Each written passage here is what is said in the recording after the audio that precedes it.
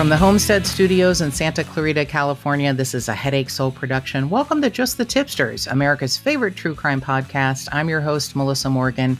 With me today is my handsome and talented co-host, extra toasty Joshua Bevan. Extra toast. God, it's the most delicious kind of It Joshua really Bevan. is. It's the best Joshua Bevan ever. He and Tipster Teresa told me about Cheez-Its Extra Toasty, and now I hate both of them. Oh, my God. They are good. so fucking good. Yes. Who knew? First of all, most people who cook hate me because I like everything burned. So then when Joshua says they make Cheez-Its that are extra toasty, I'm like, you're so full of shit. Yeah. And then I go to the store and I'm like, he's not full of shit. Yeah.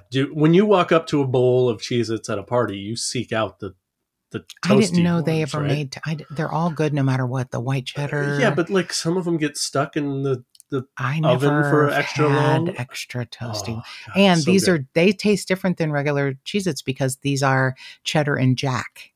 Oh. They're different. Oh, I didn't notice that. Yeah, I just saw I'm the into extra- subtleties. I put the B in subtle. Uh-huh. That's what Betty Morgan used to say when I was having one of my meltdowns. Well, you put the B in subtle. Yeah. Oh my God. Speaking of like that, this is totally off base, but my beautiful, brilliant friend Suzanne and I had a big discussion yesterday about phrases. She's like, I'm from the South. And I'm like, yeah, me too.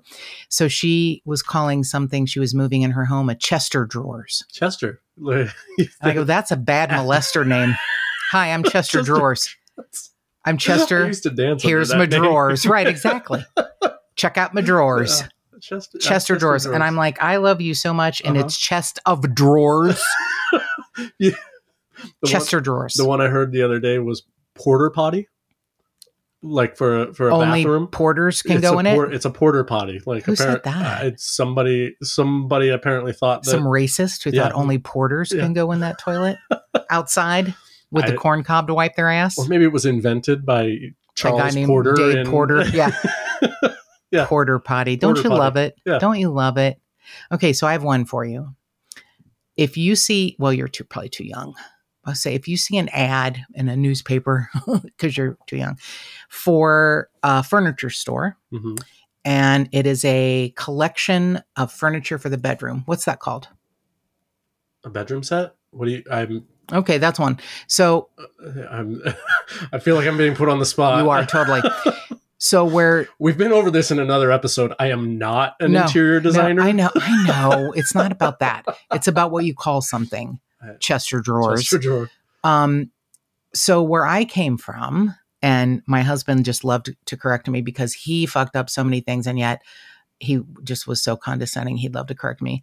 It was called a bedroom suite. Bedroom suite? Yeah. But it was spelled S-U-I-T-E, a suite. But pronounced suit? Suit. A bedroom suite was a bed, Chester drawers, mirror, headboard kind of. It's nightstands. Wait, are you putting me on? Or no, I'm not.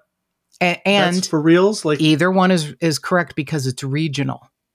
Huh. Okay. So when I moved here, I said something about a bedroom suite, and Mark's like, "Sweetheart, it's a suite." Sweet. And I'm like, the word sweet. Yeah. That's what you would call them too. You said bedroom set, which is also that's great. That's what Bob Barker called it. That's why I. Oh, maybe because he was trying to appeal to all the regions. Maybe. Yeah. Maybe. Yeah. So yeah, we had a little conversation about that, and Suzanne, who's brilliant. I never would have pronounced the S-U-I-T-E. Suit. Absolutely not. I'm not even sure. This was I'm talking about my grandmother. Okay. A furniture store not far from us would be like, I need to, we're going to go shopping. I need to get a new bedroom suit. Okay. I know. All right. But it's, but it's sweet. Okay. You're talking about my husband who was going to arm wrestle me to make reservations at a restaurant he called Marmalade. And I'm like, it's marmalade, you dumb fucker. What the fuck is this? Like Lady Marmalade? He also called a woman's hairstyle a coif. A coif? Yeah. I'm like, it's coif. Oh, coif. It's a French word. Oh, okay. Yeah. So, right. Yeah. All right. So bedroom suit, whatever. Okay. Chester drawers. That's still my favorite. And as much as I love her, I, like told her, I was like, if you say Chester drawers again, I'm going to block you. And then she sent me another video and accidentally said Chester drawers. And I was like, no. hey, she's just not ever going to be able to, it's cute. And it's, I just hope someone else like tells her they're going to block her too. So so I don't feel so alone. So she has no friends? So she has no friends. So, I had already told Joshua the story because this has been quite the day, my beloved Tip-Sters. Joshua walked in and my electricity went off. Yeah. So he spent like an hour hooking up something else. We were going to do kind of a record on a little portable recorder I got, which is going to be really helpful recording episodes. I can be on the road. Yes. And Joshua hooked that up. But then by the time we got that hooked up, then the electricity came back on. So this is not exactly the same thing, but maybe a little bit. So I told Joshua the story that Tipster Teresa and I went the weekend of Labor Day to an outlet mall that's nearby that we'd love to go to. And we were checking out, and a very sweet woman was using the register and it wasn't working. And then she went over to the other register and that one didn't work. And I look at Teresa and I go, here we go. And Teresa's like kind of quietly giggling to herself. And then I just make a bold stance and I say to the manager, I'm going to take a couple of steps backward because I have some weird electromagnetic shit going on. And I take 2 giant steps backward, and then she goes, it started working. Now, Teresa had just applied beautiful eyelashes, and she wears glasses, and she had taken her glasses off and was wiping her eyes because she didn't want to hurt her eyelashes and said, if I hadn't seen it, I wouldn't have believed it. Yeah. So now I have some proof, and Joshua made a very interesting, well, Joshua's always believed. He doesn't doubt me, but he's never seen it in like action, I don't think. Have you ever seen it in action? I don't know. You shut the refrigerator and the whole neighborhood power went out. It wasn't me. That was not me. Don't say that. It was like someone said a transformer blew up in their yard. Anyway, Joshua made a very good point. Mercury is in retrograde, and then there's all sorts of like planetary bullshit going on, which I don't, really believe much about. But he made a very good point. He's like, do you think that has anything to do with it? And I'm going to go back and look because I have, a few instances that I can kind of check out on the calendar and see if it happened to have been planetary. Then that would really solidify the fact that I am an alien, wouldn't it? So I'm not going to look. Never mind. Yeah, no. If I don't want proof. If your home planet is closer or further away, I don't know what my home planet is. I always thought it was Earth, so I don't know. I don't want to talk about it. Okay.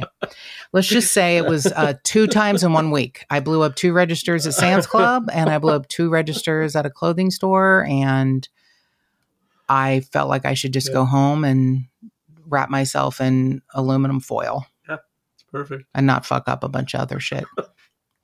So fingers crossed that this is working, for goodness sake. Okay, so I want to thank our newest patron on Patreon, and I think you might know her. Do you know a woman named Kathleen from upstate New York? I think you're friends on Facebook. Maybe. Maybe so. I don't know. I think it's the same person, but I could be wrong. But Tipster Kathleen. Okay. And she is our newest patron. All right, welcome. I already sent her some stuff. I hope she'll like it. I think it's upstate New York. Okay. I'll give you her exact address later. So I'm not telling everyone where she lives. So yeah, we are really blessed. I mean, we cannot even imagine all of the amazing support we get. I could never have imagined it, and we're really grateful for it. And Joshua will explain how to join Patreon at the end of the episode. And if you want to give us a review, that would be awesome. Yes. You can, if you're on Apple Podcasts, that would be great. We got a wonderful new review, and I have to look. I think it was Kat. She has a handle, but it's a lovely review. I'll try to read it next time. But so we got a new review on Apple Podcasts, which is phenomenal because that's how people find us. But if you could rate or review us, we'd be very grateful. A very sweet, funny podcaster posted anonymously. He didn't say the name of the podcast, but he said, tell me you buy reviews without show me you buy reviews without telling me you buy reviews.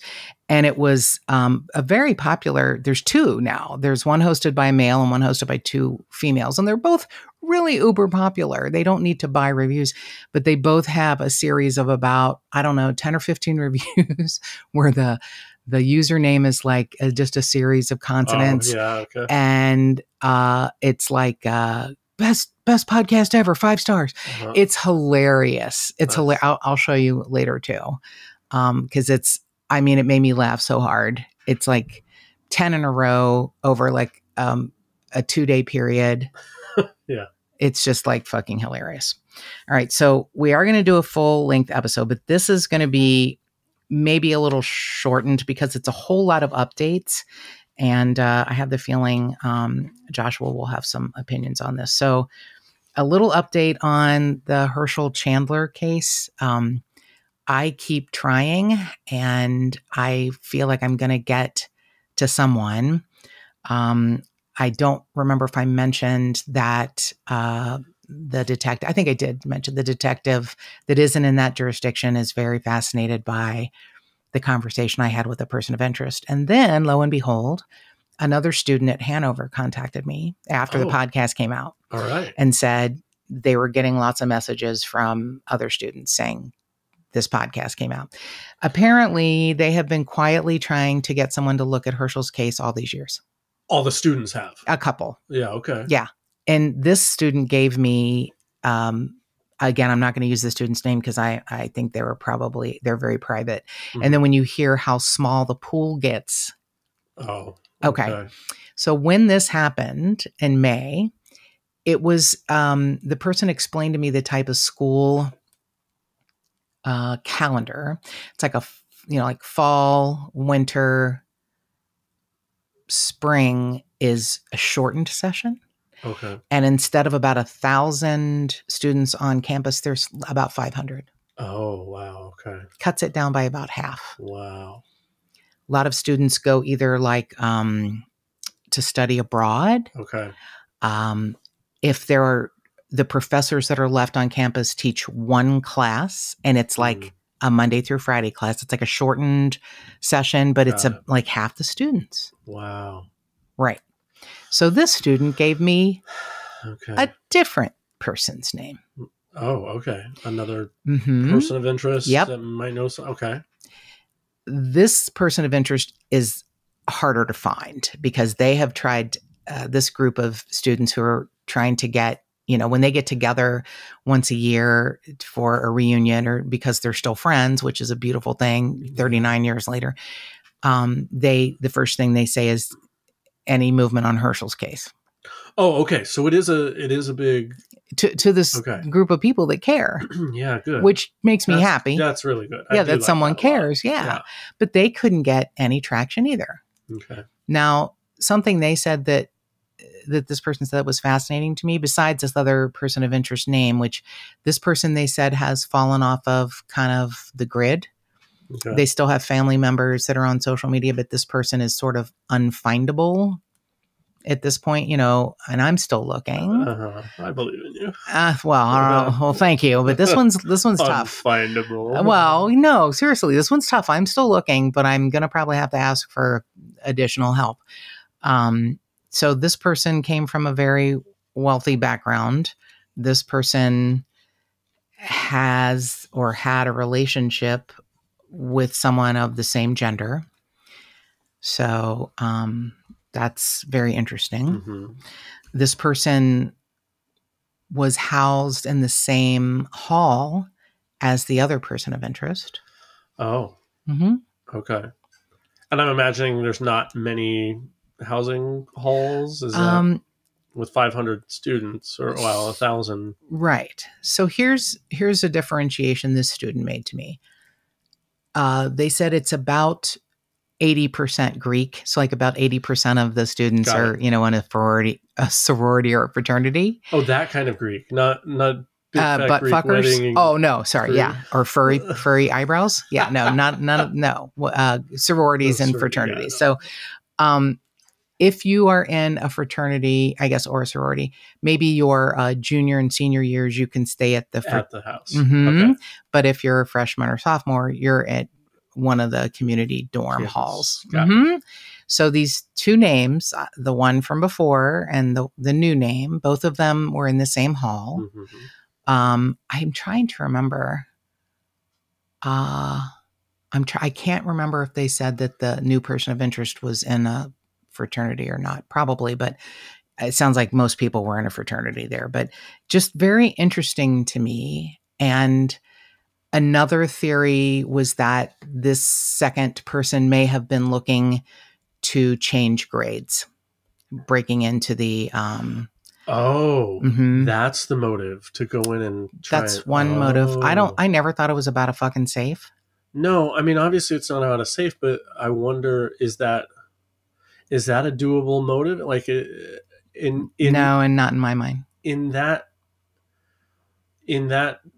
time, would it be possible to go in and switch a grade in the computer, or is it even computerized? Is it on paperwork at that point? Is that a possible motive? I don't think so. What do you think? I mean, sounds pretty thin. So I agree with you. Here's the reasons people murder are, sex, money, and revenge. Right. So it wasn't really money, no matter what. I don't think it had anything to do with the safe. Revenge, if you are surprised by someone, if you're trying to change your grades, is that an offense that makes you pick up a phone and beat a man to death? No. I mean, I don't think so either. I mean, the way that you described how brutal it was sounds super personal. Me too. Does it mean it has to be? No, but that's where my suspicions lie. I'm trying to be open-minded. Yeah. But it just never once felt like a robbery. Yeah. I mean, to me, breaking in and trying to change your grades because you're afraid your rich dad will be pissed off at you. It sounds like one of the things from Animal House. You know what I mean? Like, it just sounds like, yeah. Do you kill Dean Wormer because, you know what I mean? Like, right. it just doesn't feel, but hey, maybe I don't want to say someone's like, hopped up on drugs and they're like, oh my God, I don't want to fail out. And my dad won't give me any more inheritance or something. I don't know. Sure. I feel like it's reaching, but I also don't want to not acknowledge this other theory and other person. Yeah. So just know that the next step is the state attorney general. And I did email and said, hey, your governor and the governor's general counsel and the Jefferson County Sheriff's Department will not answer me on anything. So I'm really hoping that, I'm not going to stop. I'm going to keep going. But I'm also think I'm going to try and get some help from my friend who is in, the Indiana State Police on this new person's name too. Yeah. He was fascinated by the first person of interest I gave him, and he might or might not be fascinated by another one. So okay, good. I'm going to see what I can do. Yeah, good plan. So that's like a little update there. Also a shorter update on the Jennifer Sue Iles case. I spoke to a professor at Northern Kentucky University who is so motivated to solve Jenny's case. She was from the area, and it changed the way kids played in their yards. It changed, it changed when something terrible happens. It really does. The effect is so widespread. Sure. I also had a very long and interesting talk with a friend from school whose grandmother was in the neighborhood and potentially gave Jenny some directions on how to get somewhere. Wow. And the story he told was actually really beautiful. Jenny was like 7 and she was walking somewhere to a friend's house, ostensibly, and stopped and spoke to my school friend's grandmother who was tending her flowers in her front yard. And she asked where, I don't know if it was Chesapeake, or she asked where a certain street was. And this friend's grandmother said, you go down to the end of the block here and you turn right. And Jenny hesitated and she said, I don't know my left from my right. Oh. So my friend's grandmother cut a tulip and put it in her right hand. Oh. And said, sweet. yeah, when you get to the end of the block, turn this way. Oh, man. I know. The sweetest story. And he said his grandmother watched her walk down the street and turn to the right. And that was the last she saw. There's a couple of theories that it's a family member. I probably already mentioned this too. I spoke to the defense attorney, had a long talk with Michael Funk's defense attorney. And she explained a lot of reasons why Michael Funk was not guilty. Mm-hmm. Besides all the fact that nothing tied him there. Right. There was absolutely nothing. And there were pieces of evidence that tied him elsewhere. So what is interesting to me is, besides everything, I would love to be able to get a hold of someone at the FBI. I don't know if anyone would ever answer questions, but both Herschel's case, which was a new piece of information for me, and I'm not sure, I have to really check on that because I don't know that that's true, but it could explain why Indiana State Police is shutting everything down. And also Jenny Iles' case, both had FBI involvement. I understand Jenny's case because she was a child, mm-hmm. and they, ask for the help from right. FBI when there's... Right. Herschel's is a little more odd to me because this person I spoke to, who was a student at Hanover at the time, said that the only people investigating were the FBI. I don't think that's true. This person said the FBI came on campus, interviewed a lot of people, and then were gone quickly. But I can tell you the first person of interest that called me back said, the Indiana State Police came to talk to him 10 or so years ago. That was not the FBI. Yeah, right. So if I could get somehow, I realize I'm just talking out loud here. It's not like I expect anyone to go, oh, here's Bob Smith's number, call him directly. If I could get someone from the FBI to at least acknowledge that they were involved in Herschel's case, which I'm still unless maybe because it was on a college campus or something. I can't imagine why the FBI would be involved. Yeah, I don't.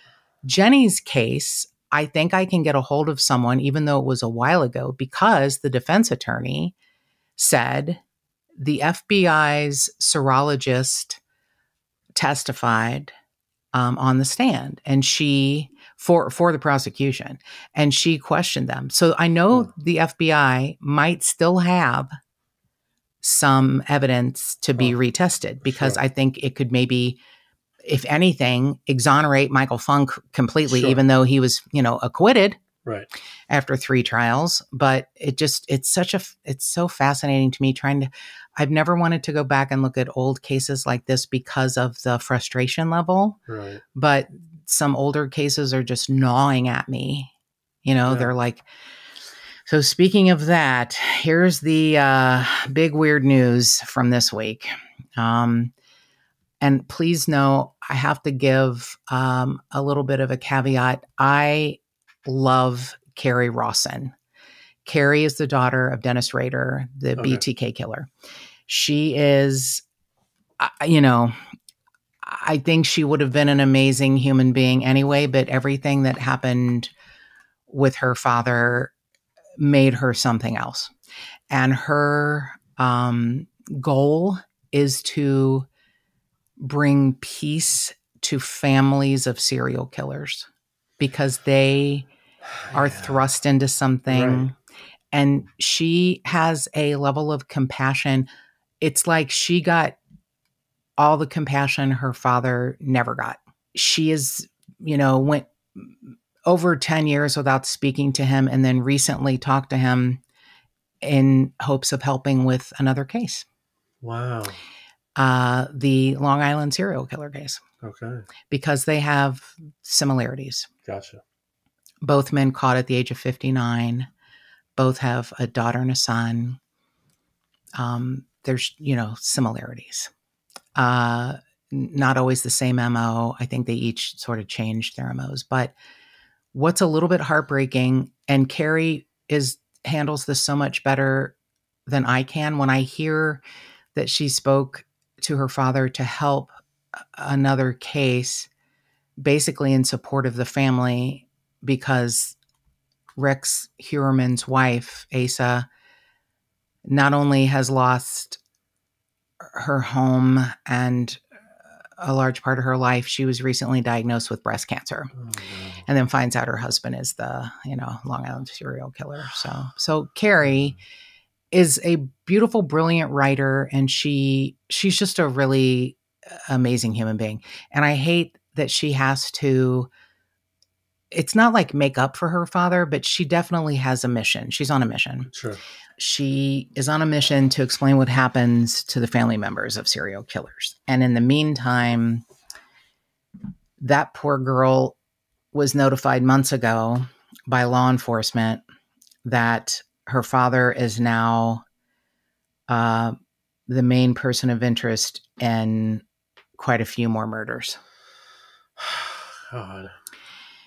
And the reason she went to talk to her dad, part of the reason she went to talk to her dad was to ask him about the others.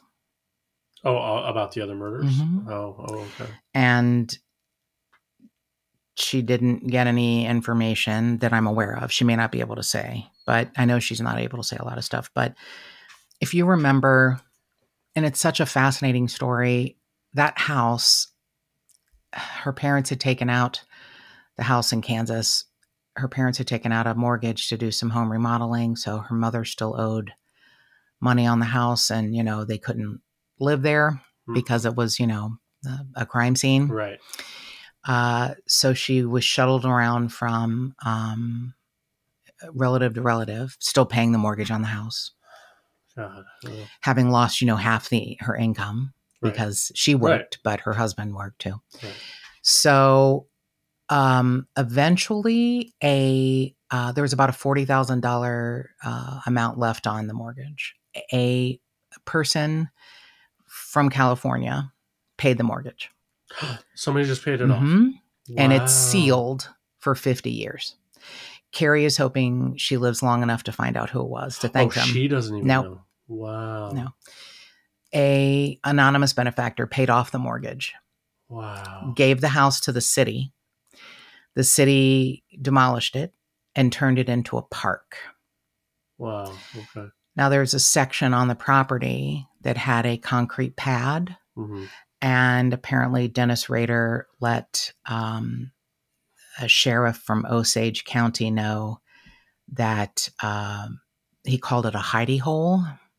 Boy. Where he had buried some drawings and some writings. And they dug those up and found some sketches of women. And they are trying desperately to figure out if it's Jane Doe's, if they can connect. Yeah. So not only was he, not only was he, in the Kansas area,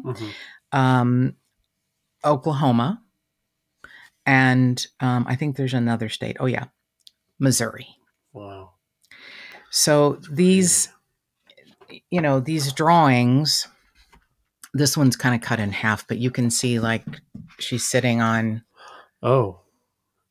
Yeah, like, is that a hay bale? Mm-hmm. Okay. And she's bound in the way he liked to bind them, and he won't say anything, about it. Was just like, oh, you found my hidey hole, but he won't say anything about. And the thing is, he probably started killing way sooner than we ever know. Oh, gosh. And while he was convicted, I believe, on 10 murders, it's possible up to 20. Wow. He, I guess, kept those maybe to himself and didn't let those out when he was talking to police. I don't know if you remember the hubris of him, but he got caught by emailing the police from his church computer where he was a deacon. Right. Okay. And they traced the IP address.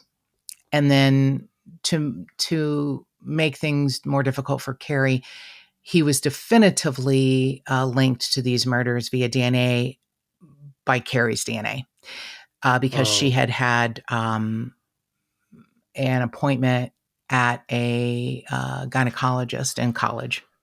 Oh, God. So they used her DNA to effectively catch him. Yeah, wow. So not only are you betrayed by your father, who was your dad, right? You are then used to capture your father, who is a monster. Right. So that's just one reason why I adore Carrie. This could have made her a very jaded, bitter human. Sure. And I'm sure it's not, that kind of grief is not linear. Right. No. I'm sure you go up and down, like you accept it and then you get angry and then you get sad and then you get depressed and then you accept it and then you probably go through the whole thing again. Right. But she has managed to become such a much better person. Yeah. She's just a really good person. Yeah. So here's some drawings that he did of barns and silos. Okay. And silo. I thought it was something else. Only you. And Carrie said, my father absolutely loves barns and silos. Every time we drove around going camping or looking at colleges, he would say, oh, I really like that one. I want to retire here. And he would tease her mom about it. And then after he was arrested, we found out he had a massive fantasy about these specific locations. So now we're driving around trying to find those by my memory and noting them because we need to see, is there anyone missing from that area or buried there? Oh, man. So they found sketches of 3 bound women that they believe are in barns. There's interesting details. There's, he added details that, a barn is a barn is a barn to me. Sure. And most people. Yeah. But he added details that might help somebody identify things. One is he drew a female that's like bound and gagged. And there's black piping running through the walls of the barn. So the reason you would have that black piping is if you're moving livestock through there, and those bars would keep the livestock from hitting the wood or the outside of the barn. They wouldn't go through it. They wouldn't dent up. Okay. I know it's fascinating. And that's from Osage County. And they think the sketch could be linked to a missing woman from 1991. Wow. Yeah. When they show him pictures, he said it was a drawing he did from an actual barn. I don't know if, that's not enough information. Yeah. He does draw colors of clothing. Like there's a picture of a woman who's bound and gagged and she's tied to like a metal loop on the wall of the barn. Like maybe you would hook, like a horse or a cow or something. Uh-huh. And she's on her knees and she has a red top on. And there, these details, it's like, would you recognize these specific wood slats? Would you recognize a rounded post in the area of a barn? Would you recognize a specific wooden floor? Would you recognize a tack room or a feed room or a storage room? They're a little more neat because they don't have the animals in there and they wouldn't have dirt on the floor. I mean, it's so heartbreaking. I mean, he drew these pictures from his memory of victims he, tortured and murdered. Yeah, wow. It's interesting to me because the people that tripped him up were closer to home. And it feels like he started further away from home. Oh. Like in other states and then moved in. And then maybe he felt more confident or. Yeah, I wonder. It's interesting. Huh. And he won't talk. And I think he's like 78 now. Piece of shit. The sheriff from Osage County said, this drawing appears to have a bracket and a bolt, and the bolts went through and held everything together. The one where the woman is on her knees, bound and gagged. And he, again, he remembers the colors of the clothing. That woman is in like a red. Apparently he let them keep their tops on, or at least he drew them with their tops on, and nothing. It's so weird. The drawings are almost modest. Wow. They're, nothing is showing. Okay. The tops are all long enough to cover the genitals. Yeah. I mean, in the detail, like ruffles on the sleeves. Wow. It's not just he took a red pencil and drew a red shirt. He drew a real specific red shirt with like a scoop neck and ruffled sleeves. Yeah. It's really bizarre, So what was discovered on this lot of his former home was bondage materials, all of these drawings, all of these years later. He's like, yep, you found my hidey hole. There's a letter that he wrote from prison kind of describing that he hid things under the floorboards of his house.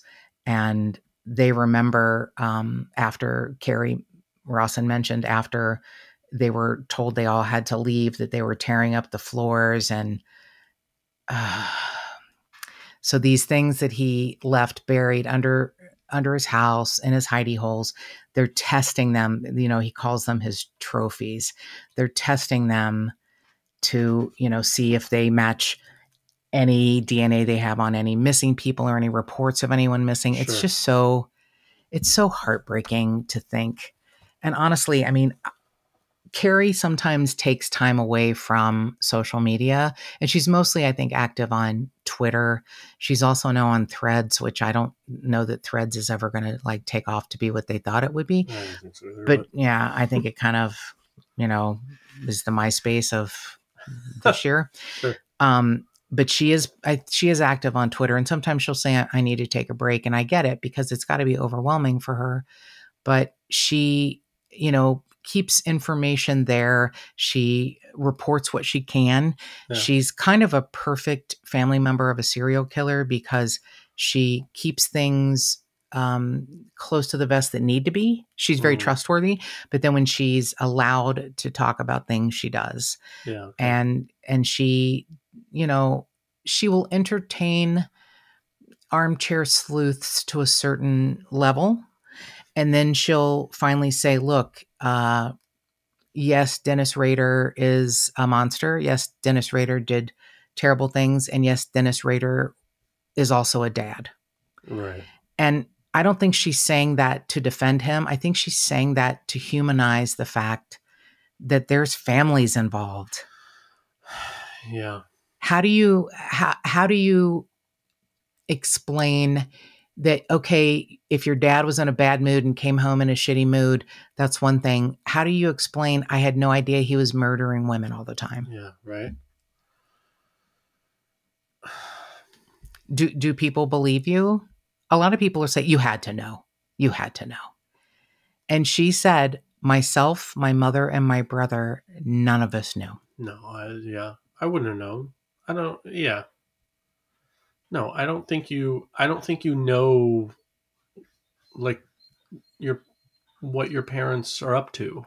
Like, that's interesting. Like, I know my parents in my own interactions with them. I have memories of that, but I mean, even as growing up, there are these kind of spaces, demigod, kind of larger, and then, as I grew older, they kind of became more human. But yeah, I find out things all the time that you didn't know. Yeah, like now that we're closer to a peer level, and stories start coming out, and I'm like, really? What happened? Like, that's a thing? You did that? Okay. Yeah, that's interesting. I think Carrie tries in the most even-handed way to protect her mother. If you're a kid and you don't know what your dad's doing, that's one thing. And by the time that he was arrested, she was married and was living in Minnesota. Okay. I think Carrie wants to protect her mother. Yeah, another victim. Totally. Thank you for saying that. That's exactly how I feel. And I think that's how Carrie feels, that these families are another of the victims of the monsters. Yeah. And it's a really a tweaked victim. It's someone, he strung her along for their whole marriage. Yeah. Pretending Decades. to be something, you know, this kind of a person. And he was not that kind, you know. He's this husband and church deacon and all of the things, and he portrayed that to her, right? Sleeping in the right next to her, like absolutely, like that's how deep that facade had to go. Like, yeah, that's a huge. She was one of his like deepest mindfuck victims for sure. And you know, one of the things that is so striking to me is when Carrie says he was just my dad, and he would come home from, you know, work and pull in the driveway, and you knew when he walked in the door what kind of a night it was going to be. Yeah. But when he pulled in the driveway, Joshua, in his company truck, he was an installer for ADT security systems. Yeah. Which is one way he knew how to bypass things and potentially pick out victims, knowing their pattern. Okay. I mean, wow. Right. Right. So honestly, hearing about, and things are going to keep coming out about the Long Island serial killer, and they don't know that they can tie all of those to Rex Heuermann, but to know that his wife has breast cancer, to know that his wife filed for unemployment and for divorce. She filed for divorce like days after he was arrested. To know that it was theorized that the Long Island serial killer was a teacher or some other profession that he had the summer off, and that was not true, but he did most of his horrible things when his wife would take an extended visit back to, I'm trying to remember if it's like Sweden or Denmark, wherever she's from, to visit her family. Okay. Yeah. Hey, yeah. That's intense. There are so many explanations now, all the things that were released a little bit at a time, like the, you know, for the victims being wrapped in burlap. They were like, oh, it's somebody who is a teacher who doesn't work in the summer. It's somebody who is maybe works in a nursery or is a horticulturist or something. Oh, okay. No, the burlap is not for groundskeeping. It is for hunting to make duck blinds. Wow. He was a hunter. He had something like 249 guns at his home, but he had permits for 95 of them. That's not a good ratio. Yeah. A third. Wow. Yeah, it's so fascinating to think about, you know, these things now that we know in hindsight, but still it's to think about his wife and his daughter, that's his daughter, his son, which is a stepson. I guess his wife had a previous relationship, and the son is special needs. They're both adults now, but you know, in their 20s. Their daughter worked at his architecture firm. I mean, their whole life is collapsed. Yeah. Yeah. It's just, you know. Wow. Is his brother aware? He had properties in Las Vegas and properties in like South Carolina. The Chevy Avalanche that was actually mentioned by a pretty close witness in 2010 was given to his brother. They found it on the property. Jeez. Did his brother know that was a car he used? Murder car. Mm-hmm. Yeah. Wow. That's amazing. Yeah. I mean, I tend to forget about families. Yeah. I really do. And I feel bad for that. And I'm going to consider that from now on. But, you know, if you follow Carrie on Twitter, or if you have any interest in following her, she is a lovely human being, and I think it will only help up your empathy. Yeah. I know it's helped up mine. I mean, I can't say enough good things about her. She's like a spectacular human being. And then when you consider what she's been through, she's an even more spectacular human being. That's beautiful. So that's just like a bunch of updates. I hope I didn't confuse anybody with a whole bunch of stuff. But if you have a tip on a missing person or an unsolved homicide, or you just want to suggest a case to us, please give us a call at 832-TIPSTER. That's 832-847-7837. You can email us at jttipsters@gmail.com, or you can find us on any of our social media platforms. Just the Tipsters Facebook page, at JT Tipsters on Instagram, at JT Tipsters Pod on Twitter, and more cowbell.